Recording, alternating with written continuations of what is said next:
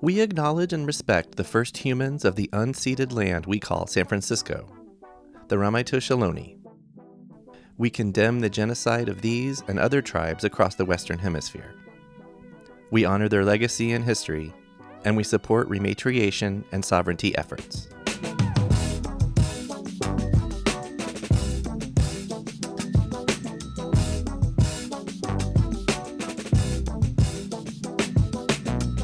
Hey folks, Jeff here. This episode is the bonus material that I decided to take out of the main episodes that we did on Good Vibrations and the Antique Vibrator Museum with Carol Queen. Carol's the staff sexologist with Good Vibrations, and I have to say, this happens every once in a while when I'm doing this podcast, that the conversations just, to me at least, are so good. And they go on and on and on in ways that nobody could predict. And this is definitely the case with this one. What I usually do is I like to have about 30-minute segments or podcasts or whatever you want to call it, episodes for you all to listen to, because I feel like it's a nice digestible bite. Good to do. And this one just ended up being way more than 2 30-minute episodes. The content was just too good to simply just take out and just leave on the cutting room floor. So this is the rest of my conversation with Good Vibrations staff sexologist, Carol Queen. Hope you enjoy. I'm going to say something, and I don't think it's too bold, but you tell me what you think. All right. That one of the ways the mission of Good Vibrations could be described to make folks feel less alone. I don't think that's wrong. I think that's absolutely right. And even if they are, masturbation-only introverts. Right. It's to know that this is, first of all, this is okay. Mm-hmm. And this is something to be celebrated and done well, to learn. Mm-hmm. And that's, to me, that's, feeling a sense of, place and security and confidence and less alone, less, open to am I crazy? Should I be ashamed? There are tools and guidebooks, just like in the kitchen. You're not the only person who doesn't know how to make a casserole. You can learn how. And the shame that's instilled in people, and it comes from two main directions, right? It comes from shame discourse. Mm-hmm. If you have sex before marriage, you're like a piece of gum on the bottom of someone's shoe. Abstinence only nonsense. How do those people who think of those metaphors imagine wedding nights are going to just erase that idea from somebody's mind? Right. I mean, it's not thinking all the way through to what they theoretically might want for a person who does do what they ask, get married, never leave their part. It's control. It's control. It certainly is, and it's really infuriating to me. But the other kind, and this can come outside of a religious context or anything too. Of course, it can be an uptight parent or two, or a whole family of them, shaming someone for touching themselves when they were little, or whatever it would be. Mm-hmm. But there's also silence. And silence carries its own shame message. Yep. Because if this was okay to talk about, well, then somebody would talk about it. Yeah. And you have to be, you pretty much have to go to college to get to a place where somebody without too much drama stands before a group of people and starts to really talk about sexuality. Right. And many people don't take those classes or go to the colleges where those classes are even offered. Right. So plenty of us don't ever get that. Yeah. And I think when we look at all of the Sturm und Drang about queerness and grooming and this and that and trans folk and all of this stuff, is one way for people who are not allowed open, free, communicative sexual discourse to get in on it. Mm-hmm. And I wish it were otherwise, which is one of the reasons that, there's no litmus test for who walks in the door of a Good Vibrations, except that they have to be over 18. And And now, I don't think this occurred to Joni to talk about back in the day, but now when we're doing our staff training, like, it doesn't matter what's in people's pants. Mm-hmm. If somebody wants you to know more about their gender identity and configuration and their parts and stuff, they'll let you know as part of what they communicate their need for when they come in. You know, they want something to put on their penis, then perhaps it will be relevant to know that they have a penis or whatever it may be. Useful, yeah. But we don't have to be picturing that. We don't have to be assessing or assigning. That's none of that is our job. Our job is to give information, and the questions and the statements that the customer is willing to share with us will guide us to hopefully helping them with the exact right stuff. Yep. And I just want everyone to understand that the information that you get at a sex toy store, if it's well delivered, is relevant to people of any parts.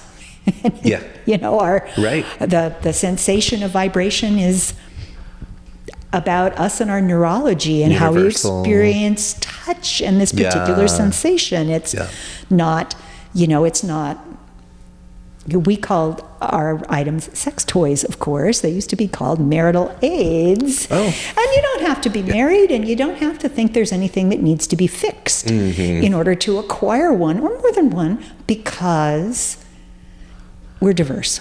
Everybody's different. We don't need to put people in boxes. Wouldn't it be nice if nobody felt the need to do that? I'm going to go back to one thing you said, and maybe we can wrap with this. Maybe this is bold also, but you said, I wish it weren't. We're talking about sort of the forces that are coming. I'm going to argue that you're doing more than wishing. That your life, your work, and Good Vibrations are contra that. But that's not sort of, I feel like it's not necessarily the mission of your life or Good Vibrations to be against something. It's to be for something, right? Positivity. Anyway, and maybe it was just a figure of speech when you said I wish, but I would argue that you're doing more than wishing. Well, I hope that the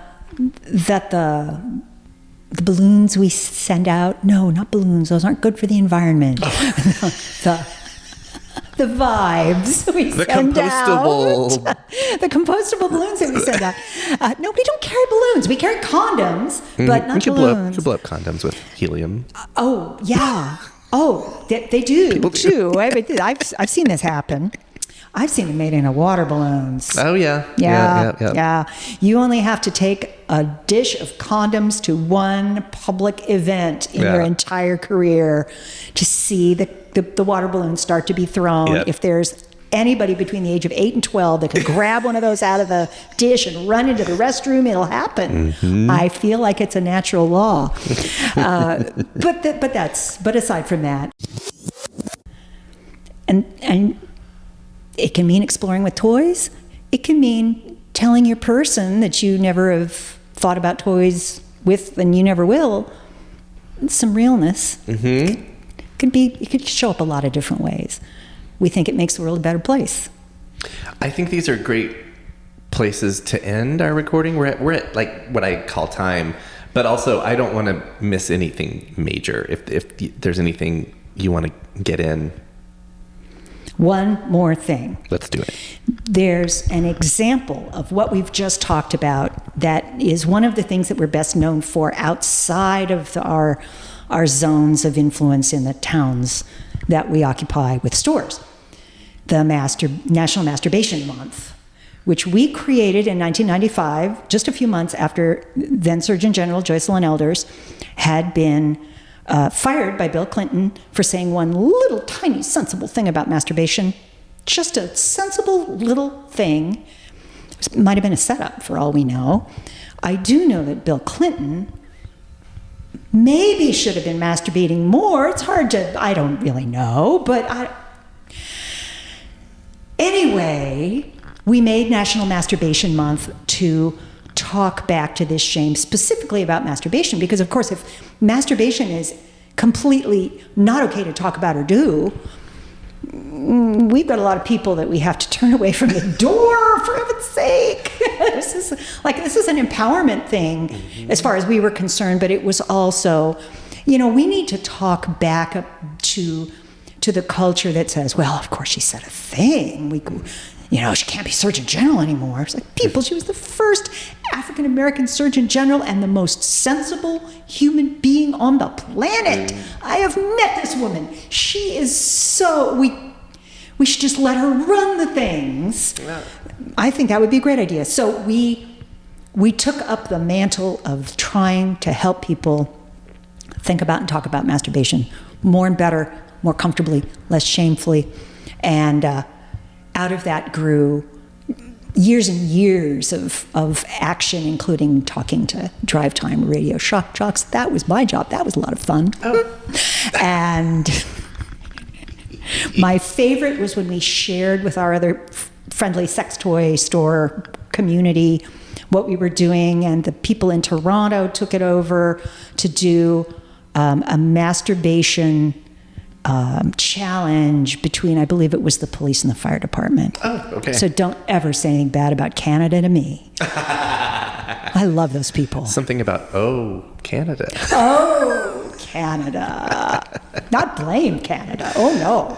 When is Masturbation Month? Masturbation Month is May, the merry month of May. It's alliterative, and it's also as soon as we were able to get our promo materials and our thoughts together after I think it was the December 94 firing of Dr. Elders. Got it. So we just went forward from there. I am in the Masturbation Hall of Fame. I'm very honored. Okay. Which we created. Yeah. But that's not why. I mean, I think I earned my position. Is that a physical space or online? No, sadly, it was online. It was we would every year we would induct a few more. Mostly it was celebrities who said something clever, cute, or meaningful about masturbation, but also the sex educators. Yeah. Joni Blank was in, of course. She started this. Of course, she deserved her role. Betty Dodson, mother of masturbation, but also a couple of men who were starting to talk about masturbation as a profound way for men to connect with themselves. And of course, that's not part of actual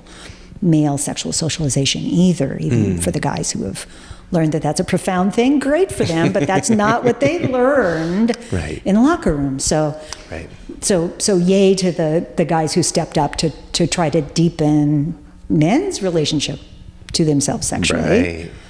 Couldn't hurt. Unless, as we used to say, when we did the Masturbate-a-thon, people would be like, wait a minute, what's that? I was like, well, it's like a walk-a-thon, except you don't do it in a big mass through a Golden Gate Park. You do it alone, usually, maybe with your best friend or whoever you're masturbating with already, fine. But you do raise money for charity by asking appropriate people if they would like to sponsor you. And at the end of the Masturbate-a-thon, no matter how much money you have raised, your feet don't hurt unless you masturbate in an unusual way. And if that's the case, I would very much like to interview you.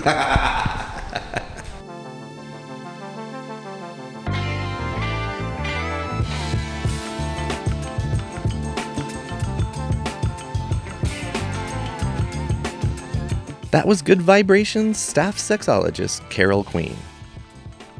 Coming up for you next Tuesday, we sit down with folks from the Manilatown Heritage Foundation. Music for Storied San Francisco was produced, performed, and curated by Otis McDonald. Michelle Kilfeather does original photography for us. Aaron Lim of Bitch Talk Podcast is our contributing producer. And the show is produced and hosted by me, Jeff Hunt. Now in our 5th season, we have more than 200 episodes available on our website, storiedsf.com, or wherever you listen to podcasts. If you're able to, please rate and review the show. And drop us a line at storiedsf@gmail.com. Thanks for listening. Stay strong, weird, and healthy. And we'll see you next time on Storied San Francisco.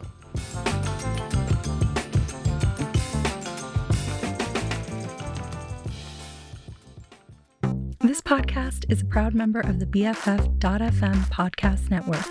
Learn more at podcasts.bff.fm. BFF.FM, best frequencies forever.